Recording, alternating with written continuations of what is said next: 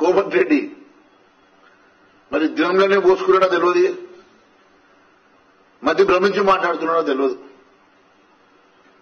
8 మంది BJP MLA టచ్లో ఉన్నారట. అసలు నీ తమ్ముడికి టచ్లో ఉన్నాడో లేదో ముందు తెలుసుకో. నీ తమ్ముడే నీకు టచ్లో లేనట.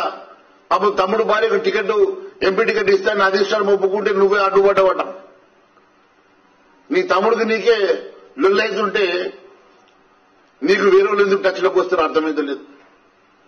భారతీయ జనతా పార్టీ ఏ ఒక్క ఎమ్మెల్యే కూడా ఇప్పటి వరకు అటువంటి చరిత్ర ఎప్పుడూ లేదు. భారతీయ జనతా పార్టీ ఎమ్మెల్యేను ముట్టుకునే సాహసం, ధైర్యం కూడా ఇంకోసారి చేయొద్దని చెప్పి తెలియజేస్తున్నా. మా ఒక్క ఎమ్మెల్యేను ముట్టుకుంటే బిడ్డ 48 గంటల్లో నీ ప్రభుత్వం కూలిపోతుందని తెలియజేస్తున్నా. మేము హుందాగా ఉన్నాం. ప్రజలు ఇచ్చినటువంటి మ్యాండేట్ కి గౌరవిస్తున్నాం. కాబట్టి మేము గమ్ముగా